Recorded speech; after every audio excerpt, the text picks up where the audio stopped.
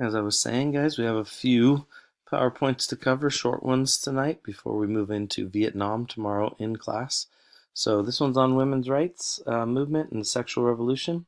So what we have here, guys, is again the advent of birth control, which has been around since the 20s and 30s, but not really culturally acceptable. But now we have the birth control pill, and antibiotics are being encouraged, freer use of this, which is also going to lead to freer sexual practices for women in the 1960s. So it's frequently referred to as the sexual revolution. I'm not sure how they, if this is just through polls or what, but the statistics say promiscuity increased among younger Americans, especially as the counterculture took effect. Well, there is some, I guess you could say there's probably, interviews that were taken and things like that, but I don't know how accurate these ones can be, with regard to this, but we'll go with it.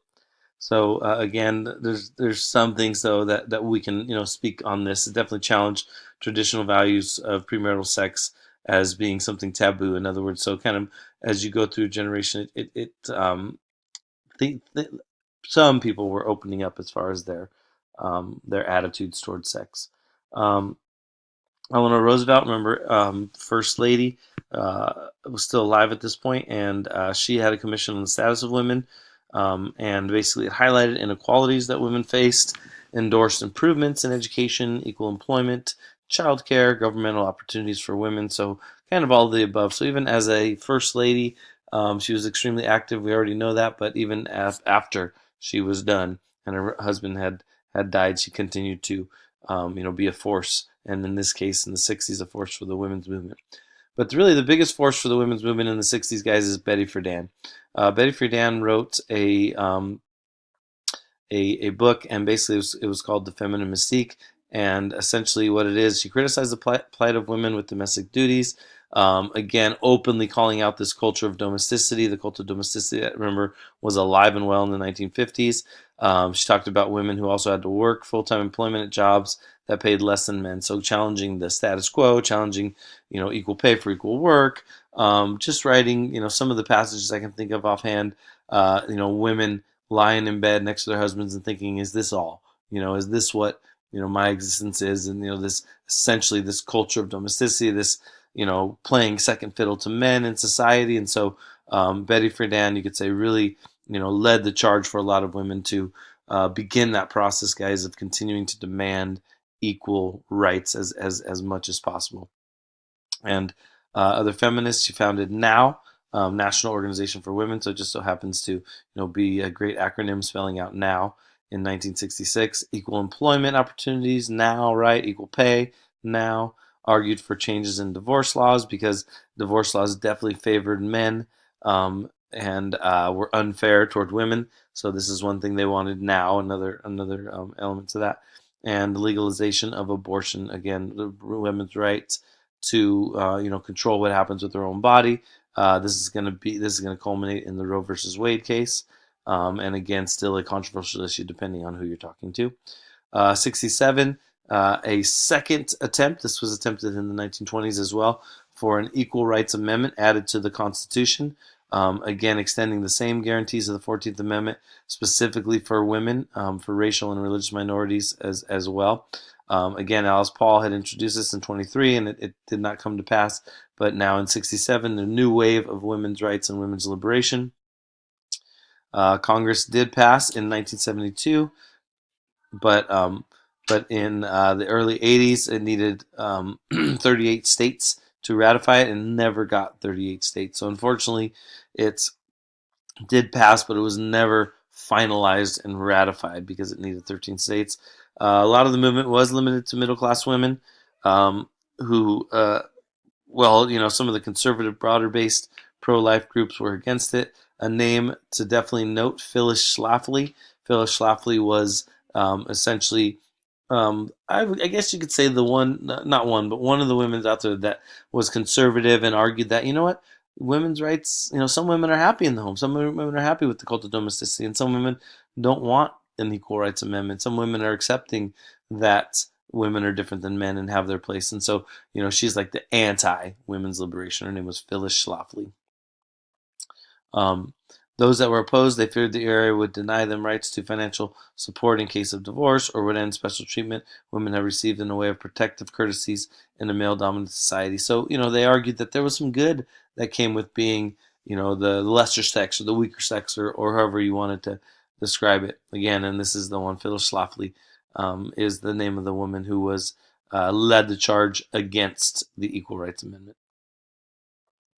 So, as far as gains, by 1972, the federal government required colleges to receive federal funds to establish affirmative action programs for women to ensure them equal opportunity in universities, which is good for all you women out there, you young ladies applying for colleges next year. Several corporations were forced to provide back wages to female employees who had not received equal pay for equal work. By the way, equal pay for equal work is still an issue, guys. I think I've mentioned it before that what's the actress? The actress in I forget her name, but she was on that show Shameless. She fought for equal pay because the male actor, who was the bigger name, but it really became the star of the show. She demanded equal pay, and I think she received it eventually. There was also the lady. I think I'm probably going to say her name wrong. Kat something, who also wasn't getting paid the same on Access Hollywood or one of those shows, and she actually quit as a result of that. So this is still an issue today, guys. Firms also had to abolish hiring and promotion practices that discriminated against women. And of course, the most controversial case, guys, Roe versus Wade in 1973, legalizing abortion. And again, many would say the most important Supreme Court decision in the last 40 years. Again, there is a divide, guys, between this pro-choice, pro-life. Whose right is it to choose, and when does a fetus become a real baby, and all those things. It's, no matter what, this is an issue where you're going to get disagreement on. It's going to continue to be controversial. However, as of right now, guys, legal abortions are illegal. Are legal. Sorry, protected by Roe versus Wade in this decision. They're legal up to a certain point, right? I'm not exactly sure. I think it's the second trimester. But again, you have this. And another gain, women experience more inclusion in the military. However, the military is still one of those issues, guys. We'll talk a few things that happened in the 90s with regard to some of the issues with regard to women. And there was a young lady who got accepted to the Citadel, which was an all-male college. So those things will happen later on. Title IX is a big one for athletics, guaranteed equal access for girls to programs boys benefited from, high school and college sports. I would say the biggest trend right now is you see a lot of boys and girls wrestling. For a long time, that was just limited to a few girls, but I've noticed more and more girls wrestling programs that are popping up, and so that's an example of equality. Basically, whatever the baseball team gets, the softball team should have equal access to. The only exception is the football. Football is the one sport where there's not a corresponding girls sport. I think that's the only one that exists. But Title IX is important protection out there in high schools, guys, and sports programs, college as well. Miss Magazine became the women's liberations movement most influential publication. And along with Betty Friedan, you have Gloria Steinem as a big name for women's liberation, and she was the founding publisher of Miss Magazine, not Mrs. MRS. Get it?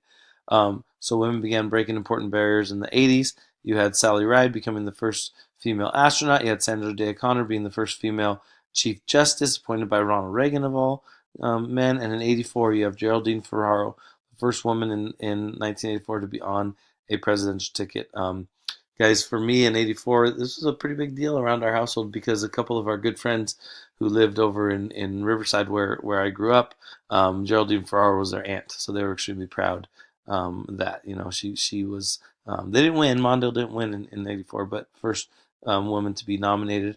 And we've broken barriers with that since then, but a very important one. All right, guys, part 7 complete.